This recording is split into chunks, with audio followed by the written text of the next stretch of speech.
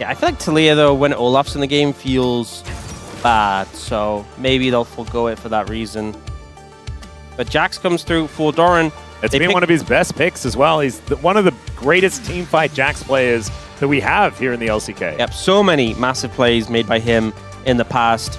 Interesting that they end up going for this Olaf and not protecting it with the bans. They pick up the Ezreal. They go on Ezreal Seraphine, which we've seen kind of come through when a lot of the like the bards and the Karmas are taken away as a popular pairing. Obviously, that ult on top of the rest of the team fight pretty strong. And now, what is Faker going to take here into the Ryze? But a lot of dive threat as well in this composition. Yeah, I think he has a lot of different options. Of course, Faker has played basically everything under the sun, but the Ahri is what he's going to lock in here. We've seen Ahri priority rising a little bit. Last series as well. We'll see whether Perfect can play out this Olaf in the way that he's supposed to and get themselves an advantage. Let's get on to the Rift, game 1 of the Telecom War.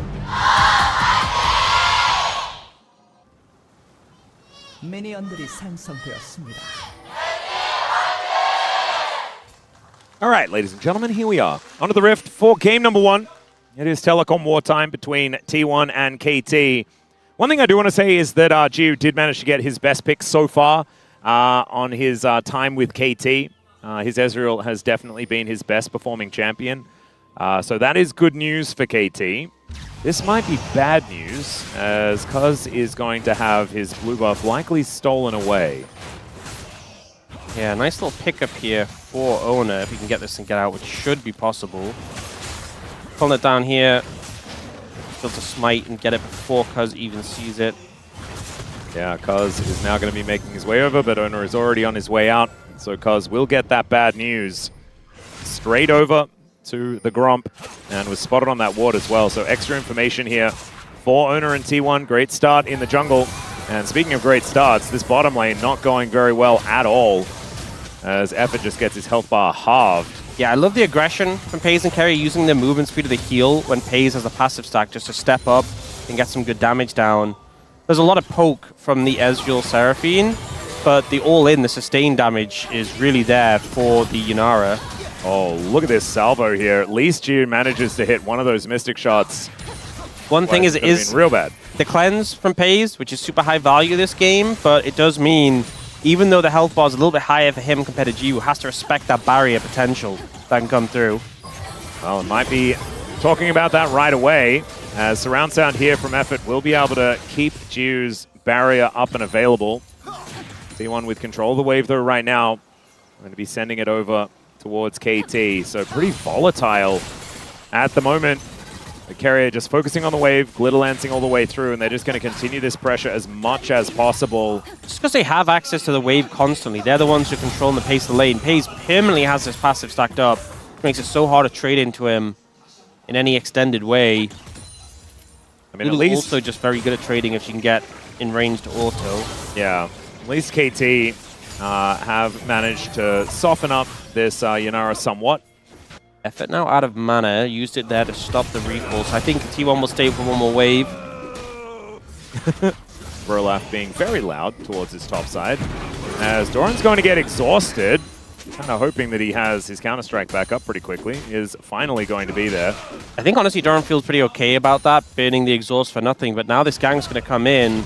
It looks like they're not going to look for it under the tower. Yeah, you get the exhaust from the Olaf, you still have that ignite. Perfect kind of has to back away now and reset, because he was kind of close to that threshold where an ignite would just do him in. Well, does at least manage to get the wave crash, and will be able to go back for a bit of a buy without too many repercussions to come on through.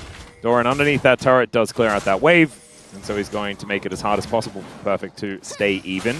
But Owner is going to get pushed out of the river here towards his bottom side. This Rift Scuttler will be claimed by Cuz. And that is a double scuttle to go over to KT. It's good news for them. Especially if your goal is just getting Cuz as close to level 6 as possible. Losing that early camp, the early blue buff doesn't feel great. Able to catch up now and even get a little bit ahead.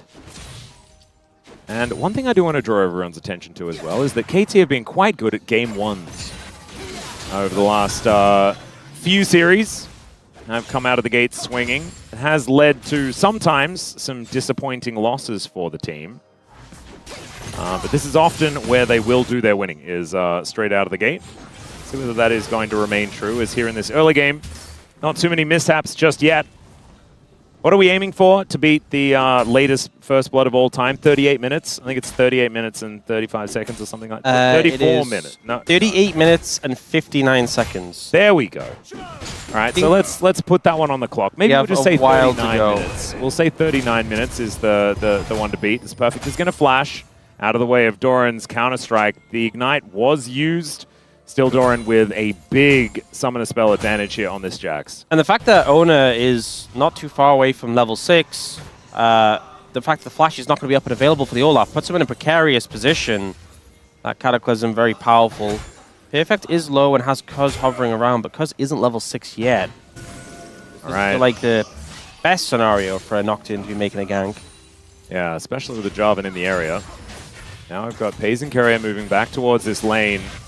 Geo in a pretty good spot with some free time with this lane, but still has to really respect what Paze and Carrier are capable of on these two champions. Paze is going to step up the beat drop just to try and stop him from continuing forward. But you can see the way that KT are thinking about this lane. Paze is just always moving forward. So Effort is always aiming skill shots as if he's just going to be parading and like running Geo down here in this lane. Yeah, his positioning's been so aggressive. And, I mean, there he took a bit of damage, but he was dodging away from a lot of skill shots prior to that. And this is just such a heavy skill shot-based lane for the Ezreal Seraphine. And just walk at them and auto-attack for T1's bot lane. Yep. It's working out quite nicely now, as you can see, about a 9 CS advantage. Geo is going to be making his way back with a Sheen. Base Dragon's Ocean as well, so a pretty valuable one, since you're not getting the soul, and that early sustain can go a long way. Yep. And we can see a good amount of vision set up by T1 in the area in the river. Level 6 close for both junglers, and that Scuttle is up and available as something they can play for to get that. Oh, Owner actually hits level 6 now off his Raptor camp, I'm pretty sure. Yeah, so and Cuz will actually, I think, get it off this Grom. So both junglers have level 6, both junglers next to the bot lane. I think they have a bit of a game plan for what they're going to do here.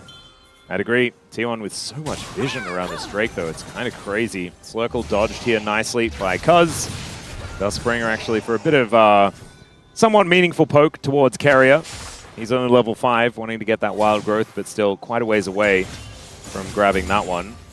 Geo does hit level 6, meaning that the Effort is even further behind as far as experience than Carrier is. Game has felt very tense so far. Both teams not really finding any big headway, but I feel like it's probably just going to explode on the back of the first big fight when things like the Paranoia are used. Mid's been pretty quiet so far. I think it's a really interesting one, though, because the scaling conversation feels like both teams just want this game to go late. T1 especially, right? It's a front-to-back composition where Doran can go for flanks and 4-1s as BDD will be able to throw down the Ghost here. The Charm somehow misses. Spirit Rush comes in, and Faker is going to make his way out. I don't know how that Charm missed. Yeah. I want a redo. This does mean a lot of pressure afforded for KT. Sending Faker back, and now he has no ult, means they can move over towards those grubs. Faker doesn't really want to fight around those when there's so many more tools available for KT right now. Oh, perfect. Actually finding a really good trade here against Doran. The Exhaust doing a bunch of work as the Realm Warp gets interrupted. The Flash not available here for Perfect, so he can't find his way in. Paranoia comes down though, and there is First Blood. Good Charm this time from Faker, but even the True Shot Barrage is going to almost kill Doran, but it did do a fair bit of work there towards Faker at the same time. And KT biting off a huge amount here. They'll also get the grubs on top of a pretty noticeable 800 gold lead. Yeah, Ona sacrifices himself to save his top laner, but it doesn't save him from this awkward position he's in right now. So low in HP, I think he just has to leave. Yeah, a couple more undertows and he would be dead. So Counter-Strike not going to be helping him out on that one. And so Perfect moving back into a great position here in this lane. 4 CS up, but he was trailing in this lane, and it looked like Doran had all the pressure. Yeah, the summon advantage was there for Doran. Had to flash away from that situation. Perfect didn't even have his to follow. And honestly, Cuz maybe could have just paranoid into Doran and finished him off, but goes for Owner instead, gets his flash and takes him down. Big reward on the back of that play. Well, now you got Gio holding a wave towards the bottom side as well, but let's check out this play one more time. I mean, I think you just look at how utterly dead Doran is if this Realm Ward comes through. Yeah. And then, unfortunately, the RE is there, but doesn't offer a ton of backup without the ultimate. The fear comes through, and Owner is just... Not a whole lot he could do about that one. And so KT, I feel like this has so many flow-on effects, right? Because BDD now has an assist. It was his lane opponent that had to turn up without ultimate in order to try and fight that one back. So it's not like Faker was getting any advantages while that was all going on. And Cuz is on a Nocturne where that first kill went over to him. Doran actually finding a great angle towards Perfect here, though. Ragnarok not actually used. Yeah, notably, Doran committed the ult. Perfect didn't, he held it. So Doran may have a bit of pressure there, but you do not want to hang around when you have the ult disadvantage. Dangerous position to be in now. Okay, Owner does put the control ward down first. I thought he was just going to blast going straight over. But he's a Jarvan, we'll be able to get out because going to be a smite fight for this. Yeah, there's a Cataclysm from Owner. Gets himself straight out the back. That is going to be the steal to come through. The Encore, not exactly the best. The Wild Growth, not going to be enough to save this Jarvan. And down will go the Nocturne as well. So 1-for-1 in the fight. And there is the kill for FaZe. Jiu has to get himself out of here, but I don't think he's out of the woods just yet. As Faker trying to get over that wall, not going to be able to do so, decides not to use the flash. And now Jiu taking matters into his own hands. And they are immediately taken out of them as FaZe puts him down. Dragon secured for T1 in the fight afterwards. Gold in the right places. 2 kills for FaZe, 1 for Faker. And just a great cleanup in the aftermath. I think too much of KT's focus was onto Owner. And he did his job. You know, he got the, Doran's in trouble. Oh, there's the flash over. As Doran, is he going to go over and over once again? He is not. He is just going to die. BDD is going to be gifted this kill. As, yes, fishing in the barrel, and third one's the charm there, as the Ryze is going to be able to take down this Jax, and Perfect now might be able to grab some plates, but instead deciding to go back home. Owner is here. I mean, it's technically not a solo kill, but that's only because Perfect is very generous. Yes. Doran didn't have his ultimate available, didn't have flash, and just gets run down by Perfect. This is not the first time we've seen one of these Olaf counters fail, but not a good feeling for T1. But this fight was phenomenal for them. Owner goes in and they try and hold the health of the Dragon. He gets his big combo, and they commit so much onto him. This Encore, the redirect actually doesn't come through, but even if it did, it's only onto the Jarvan. They kill the Nocturne, start getting the resets. They go for effort to squish his target to continue that momentum, and eventually it's Jiu against 3. Faker doesn't land his dash over the wall, but it just really doesn't matter. Yeah. And then this ensuing play, Jiu actually tries to make the hero 1-for-1 with the barrier, but Keria just kites him. Yep, and isn't able to hit a couple of the skill shots there, and therefore Keria is going to survive. This was cute though, with Perfect making sure that the Ryze is able to pick up that kill. Yeah. Both of these champions get so much stats, so much power from their ultimates, because it's not just a CC immunity for the Olaf, you get a lot of AD as well. Yep. That when one of them has the ult advantage, you can see the difference so easily. And now Perfect is, I mean, Doran's about to hit level 10, but that's an entire level above Doran. And that's because Owner had to come over and take that wave down, so Owner is ahead by a little bit. As we can see here, he's closer to level 10 than Cuz, but even that difference is not that high as, oh god, yeah, Paranoia is up and available. There's a teleport preemptively here from Faker to understand that, yeah, Doran was gonna die. Oh yeah, and we'll save his top laner, but, I mean, earlier we had Owner bailing him out, this time it's Faker. Doran is struggling right now in this top lane. Now, speaking of struggling, Jiwoo will just be able to walk this one off, but allowing this Inara to have free access to the tower does not feel fantastic. Well, Owner is going to take a bit of damage here as Jude just arcane shifts back towards his wave. At least he can get here to actually farm things out. I think it's so easy to avoid fighting when you see someone and having that in mind, but I think T1 doing a pretty good job there of sensing the fact that Cuz could be there any second and not overcommitting as a result. Yep. I think you always have to have that in mind when you're playing against a Nocturne. It's very easy just to forget. And then suddenly everything turns dark, and you just have regret. Yeah, you do have to just respect the fact that Paranoia can be pressed at any time. And Doran, I mean, even though he fell behind here in this lane, he's Doran, right? He won't let that get to him. and he will probably still be pretty effective as this game goes on. We've seen it many, many times. Some people are frustrated by it, others are used to it. I mean, that's the thing, is this game is not the most fantastic Olaf game, if we're being honest. We've had a lot of games where Olaf has ran the LCK, where the options to try and deal with him are very limited because you had a ton of CC and that he just ignores it, and then you have a Jhin who can't kill him. But there's a good amount of sustained DPS in this composition, and everyone, for the most part, is quite mobile. And if you lose target access as the Olaf, remember, he doesn't have Ghost. Suddenly, you just have your ult time out, and you're kind of a sitting duck. Or a sitting Viking. Yeah. So I think it's one of these things where PFX being ahead is great, but it's not the guaranteed slam dunk that we've had in other games with Olaf. Well, Gio also not finding too many of these Mystic shots. True Shot Barrage is just barely going to go through the posts. Finally does manage to land one, and with this Trinity Force, they are actually hurting. There's Faker and BDD facing off here in this top lane, and Ona is already on this Rift Herald. It looks like KT are not actually in a position to fight for this, unless they're going to be moving over pretty late.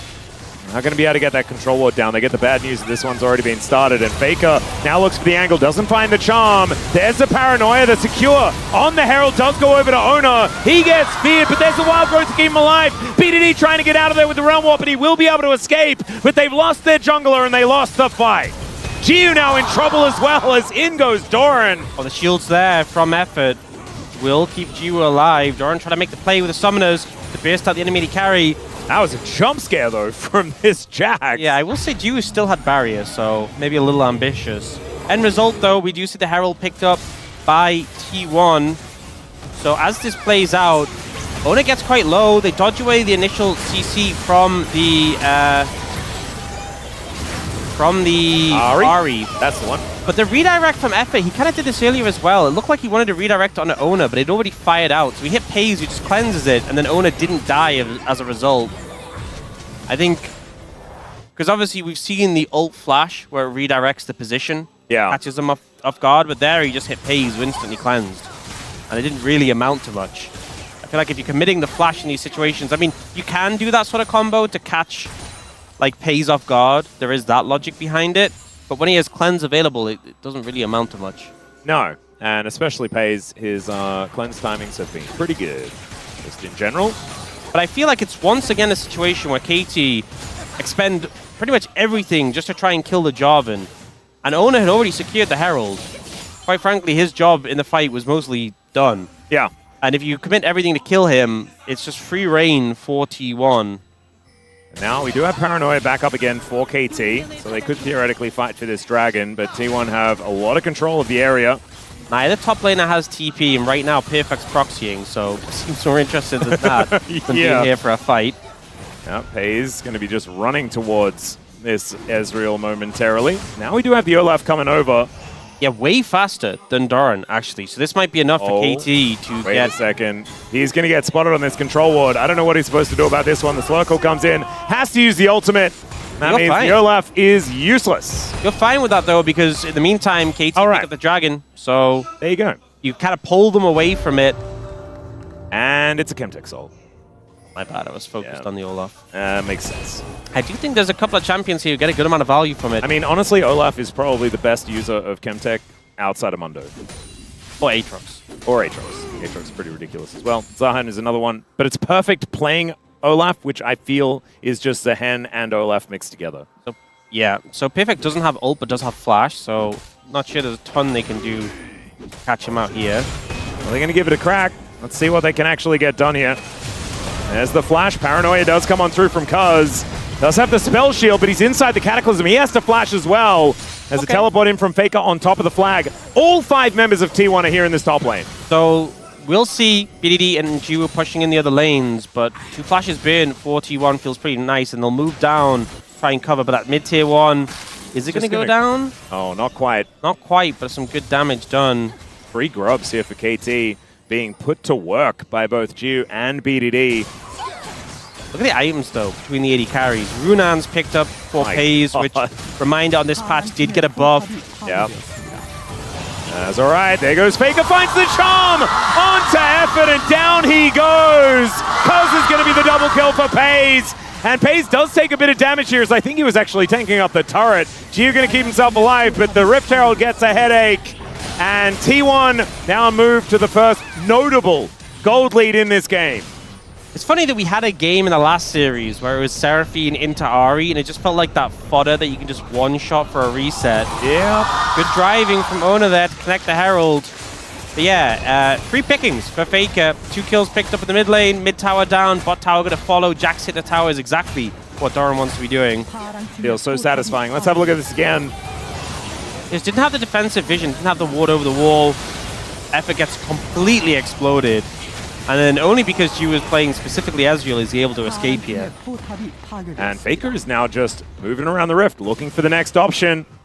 And will be able to head towards his top side to answer this Olaf. Looks like Perfect wants nothing to do with this. No flash, no exhaust. And does have the Ragnarok back again, but I don't think that's going to be enough to allow him to fight against Faker, who is very, very strong. I mean, one thing with the Malignance plus the upgraded Soul Shoes, it wasn't a massive buff, but they did make it. It now has 20 flat pen, and you get the Magic Resist Shred for the Malignance. It's just a lot of damage on that early spike between those two. That's a good one. The mid laners. And seeing that demonstrate on a squishy level 8 support doesn't feel too fair. Yeah, another thing that's not too fair is the fact that at 20 minutes, BDD has 137 farm. Sorry, 237 farm. I'd say 137 farm. That wouldn't be very much. Yeah. But 237 is quite a lot, as he's hit his 2 items as well. Wants to get towards Actualizer, and this is a composition that is going to be very happy doing damage later on in the game. Ezreal scales pretty nicely. Oh, BDD is actually about to hit level 16 as well. He's level 15 already, and the row is at 9 stacks. Yeah, he's a monster. BDD is, as you said, a monster. Extremely strong. In fact, he's already like a full level up on Faker, like a level and some change, before the Rod of Ages kicks in. That's kind of insanity. Going to get a lot of value out of that one as well. You can see if it does actually connect. Here's the Paranoia as well. Onto the Jax, the Realm Warp just to get over the wall, and BDD, he doesn't go into it. He's just going to execute. Doran says goodnight, and is now going to continue pushing here in this bottom lane. Who answers this Ryze? I'm not sure, honestly. And the fact that they could go for that play in T1, not in position, not confident to set up the Baron, feels pretty bad for them. It is also the Huni Baron. Of course it is. So they're going to start it now. Cuz doesn't have flash, doesn't have ult, and he's only just now recalling. Owie. But they get spotted by the 2-shot barrage. That's enough to force them away. Paze wasn't actually hitting the Baron yet, so yeah, I think get any assistance from him. When it's Huni Baron as well, I do think that as soon as you're spotted, get out. Do not risk that, as the health bar is going to be low. Yeah, okay. It doesn't know! Oh no! He doesn't even know that he's just here! Oh, it was right there! Oh, that's so sad. Mega Cone gets BDD to relative safety. Oops. There was a Lulu in the area, and in fact, Carrier was kind of surrounded, but is able to just go back home. You know, I think as much as Ona, it would have been nice to get his red buff. I think face-checking the Ryze, probably not good for your health. I mean, if I was Ona, though, I wouldn't be like, oh yeah, that's probably Ryze stealing my red, you know? BDD just picked up Actualizer, and he's about to hit level 17. Uh-huh. He's going to hit 17 before Faker hits 15. He's a big boy. Yeah, large and in charge. And very blue. So even though T1 have had some good positive plays through this mid-game, BDD is a major threat. Oh no, they're going to let BDD play with his new toy as well. Possible fight to start off here as Faker looking for that flank angle. It's 4 levels up on Paze. Yeah, what has BDD been doing? What have they been feeding him? Yeah, hyperbolic time chamber BDD. Okay, well, now they're going to try and blow off Faker. That's a great charm this time! And down goes the Ahri. No Cataclysm for you, Owner. He's just dead immediately. And yeah, that's the actual fight there from BDD. They don't manage to kill Jiru, but even if they did, I just don't think it would matter. BDD just demolishes them. So much damage available. He's so bulky now. Yeah, it's 3,400 health. I think he actually has the most health in the game right now. I would not contest that. And he also has the Seraph Shield on top of it. So Huni Baron does a ton of damage to KT there immediately, but it just doesn't matter because no one's coming to contest it. Yeah, not a chance. You can see it's actually shredded them, which kind of shows important to make sure you have control of the... Oh, Doran. Okay, top laners get more experience from doing their quests. Daniel, Yeah. What is happening? Why is he 3 levels above Doran? I know it's Rod of Ages, but that's only 1 level. BDD really showing why the Ryze priority's been rising up. We see Q doesn't get over the wall, but the flash is pretty great. But this encore, perfect onto Faker and Paze. Paze will just cleanse, but it does catch out the mid laner of T1. It's really good that Effort realized that he can use Encore without flashing. Yeah. Because that one was fantastic. That one was phenomenal. I think maybe overthinking some of the earlier ones. Yeah, I have a feeling that maybe he was like, oh, I just really want to be in that Mad movie. And I've seen these Seraphine guys, and they keep doing the ult flash, and it works great. Sometimes you're too set on getting like the mega play and hitting like so many people that you kind of miss the forest for the trees, and it's just better just to get the right targets. Yep. Just aim it well, and you're probably going to be fine. And that's exactly what happened here for KT. But it's a 2,000 gold lead now for just the Ryze. And as soon as he gets an arm guard, I just don't know what T1 is supposed to do about it. Maybe fight everywhere the Ryze isn't is going to be the play. But they now have a Baron, and they're going to be taking down this inner turret. That one's going to be a pretty comfortable one. Only a couple of plates in the bottom lane as well. It's Cuz slows down Ona here, that stride breaker. And Ona was singing the song, you know, ain't nobody going to break in my stride, but they broke it anyway. I'm going to say it. What? Isn't it crazy that people weren't building Actualizer third on Ryze? Yes. Isn't it just absolutely insane? You know what's going to happen?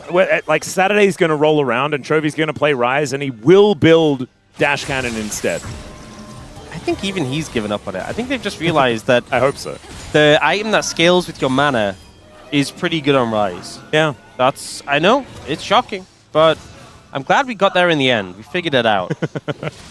Oh, BDD going to be respecting Faker I quite a lot here. actually in do the have some lane. good news. So yeah. BDD's about to hit level 18. He can't level up anymore after Oh, that's true. Won't have even more of an advantage. Yeah, there we go. So he's capped out in terms of levels. I think what just feels so unfair about this matchup is just look at BDD's health bar compared to Faker. And bear in mind he has a Sarah shield as well.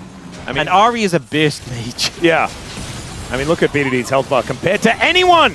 He's absurdly strong.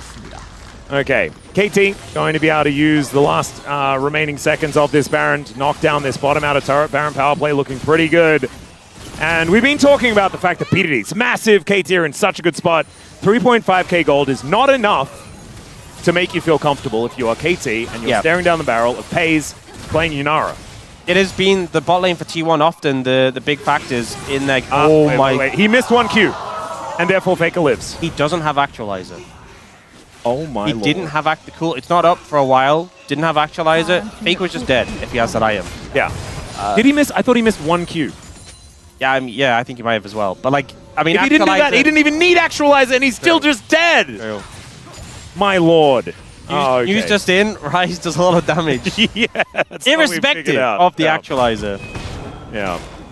Just actually does more damage, even if it's not actually. I remember because, you know, Actualizer was based on like the Arena ARAM Mayhem augment, the one that like increased. It's called Overflow, because Overflow was in the game before Actualizer was, and every game that a Ryze got that was just over. Every single game, and they were like, "Let's just bring it in so you can buy it all the time. Let's just put it in League of Legends. Why not?" And you know what? It's kind of the same is true here. Well, this is going to be problematic, as now we've got fights on multiple fronts. Perfect kind of got confused about where he wanted to be. And Ona is going to jump on top of Gio and then get himself out. That was a very cute play. Still going to need to do some more fancy footwork to get himself out of this one. Problem is he's still dead, but this is just stalling his death. It is. Oh, trading places! That was so cute. I don't remember the movie, though. Did you watch Trading Places? No. I did see Ergot when he was in the early iterations of the game. That was kind of like his ultimate. Isn't that hyperkinetic position reverser? Yeah. Okay. That is what they did. But it was actually honestly a bit more hyper than the original ult, which is like... What if Trading Places, the movie, was actually called hyperkinetic position reverser? Do you think more people would have seen it? Probably a different crowd. Probably. If you played it at Games Workshop, I'm sure they'd like that name better. This feels like, you know, if you're playing Chaos Marines or something like that. Okay, Cuz is going to be taking a soul point here for KT. And you might be saying, you know, you're poo-pooing the Chemtech soul, but with this composition, you're feeling pretty great about a Chemtech soul, to be honest. FaZe does have 4 items. Okay. And when you're looking for a main character, it's often been FaZe. It still is FaZe. But a lot of threats on the other side. And we've seen that Ryze has this magical ability just to make champions disappear. So, against pretty massive odds right now, but we do have the Cleanse plus Mikhails available for the Yunara. It just comes to setting up this pick to get the damage down. Oh, speaking of picks, that is going to be the Ragnarok used here by Perfect. Doran just trying to stay in range. Paranoia like makes things dark. It's actually a really heads-up Paranoia from because he's nowhere near. He's not even in range, but he just presses the button and T1 immediately pull back. But 7 seconds on the Baron. They have to get over there, and KT are not in position for this whatsoever. Whoa! Oh my god, BDD, the damage, the flash forward, the Realm Warp to deny Faker. He can get over the wall once again, and BDD is not going to follow. But now, without the Ryze here, this is way better for T1 because he's so incredibly powerful. The Encore is decent though from Effort. Oda gets the Wild Growth yet again. Cuz gets into the backline. Perfect's on top of Doran. And now BDD shows up. And oh my god, he is actualizing everywhere. Gio goes down, but KT, I mean, up until recently, he wasn't even a member of the team. They'll just walk up the mid lane now and look to try and finish this game. It looked like the theory was there. You know, Faker could TP in, BDD used his Realm Warp, couldn't get there in time, but he just ran his way over to finish up the fight. Hayes trying to do everything in his power to turn the fight around, but it's just not quite enough. Faker and Carrier need to try and clear the wave out. They're going to keep this game going, but it's such a hard ask. It really is. With no Baron, it's a little bit more possible, so they will be able to at least stop this push, but... Okay, they play it safe. Yep, inhibitor goes down. Let's have a look at this team fight again. So, really actually has nothing when he's coming over. We have Path and the Ghost. So he just goes to run over. In this fight, Doran starts to get focused down. The ult, the Encore is pretty good, but this disruption, the Cataclysm into the Wild Growth is massive, and then BDD arrives and just starts laying out the damage. He's too tanky to cut through. Pays goes for Gio instead, which he does take down. But there's just so many relevant threats you have to eliminate as this Yunara, and just not enough time. And BDD just built a hat. Oh, wow. And you might say, you know, Ryze is a mage, and you were saying that he was doing magic tricks, he was a magician. He can certainly be that now. He's a wizard as well. But he has over double Faker's AP, by the way. Yeah, he's a big boy. He has over double his AP, and... What does he have, like 700? And he scales his mana too, and he has like 6,500 mana. He has over 600 AP. Uh-huh. A little bit mega extremely super strong. Okay. We're going to say not balanced. Also has like 4,000 HP. That's fine. T1 are just on the Baron. And there is a Cuz in the area. They're going to look for a turn. Teleport brings Doran over. True Shot Barrage does so much damage. My goodness, Huni, what are you doing? This is your former teammate right over there that you're doing a lot of damage to. Obviously, I'm referring to the Baron. As Cuz, Mega Cone angle is right here. Geo but Arcane Shift out of the way, but Effort not so lucky. However, he stays alive for so long. They go 1-for-1. There is the Zhonya's from Doran. Down goes the Olaf. And now BDD dives forward. They manage to get him down. And it's Geo and Cuz against the world. Pays trying to get the damage down. And he should be able to chase after them. Okay, Geo. I see you now. Arcane Shift forward. Wild Growth has to be used to keep Pays alive. The base, by the way, is taking a lot of damage, so T1 have to go back. Such a tense fight from T1. They managed to take down BDD. This raid boss, we thought that was unstoppable. And we'll see the ensuing fight. So they go for this Mega Cone engage, the engage cone, and get straight onto Effort. But unfortunately, Effort survives just the slightest bit too long because he manages to get the Encore off, and it connects on the 2 targets, which gives a lot more momentum to KT. For this ensuing fight, this stun into Charm from Faker. There was still a Seekers there, by the way, for BDD, but the CC layering meant he didn't get to use it. This raid boss goes down, but they're just not able to find more. This cleanse was just absurd. He came out like, what the heck? Even from his perspective, I don't see how he figured out that he was supposed to press it right then. Okay, that was pretty ridiculous. Captain Jack maybe needs to be Pays. It was the Mikhails, because he still has the... Oh, wait, it was? Yeah. Okay, never mind. Carrier, you're just a god. I think Carrier probably should be Hall of Legends number 4. I think that's almost a guarantee. Don't you think that'd be the best? That'd be the best option. I think most people understand and agree. Okay, KT now looking for their soul. But the dragon soul, not their soul. They're humans, they've got souls, it's fine. A lot of bulky targets on KT. If they get this, it's going to make it harder to take out. Ona's going to go for the jump over the wall. And they can see it. They can see it. They know what's happening here. The rest of T1 will jump on over. Doran gets in there. There's the paranoia as Ona right into the back line, but he just explodes him. Cuz dives in, secures the dragon, and now BDD with this soul is going to go golden first. Giu now able to take down Pace to his GA. I don't know where Doran just went. I don't know what all these numbers are looking like, and Carrier is just left alone. It's a triple here for Giu. KT secure the soul, and they'll secure the game. T1 Megacone in, ready for the fight, but they are not ready for BDD. The damage he is dishing out in this fight just decimates T1. They'll get the soul, but they're not going to have much of a chance to use it as they look to end the game. Taking us to game 2 and trying to keep their hopes alive of staying out of play-ins. And I don't know, man. BDD hitting form like this right now is about as this is about as late as you can do it before you're going to feel okay about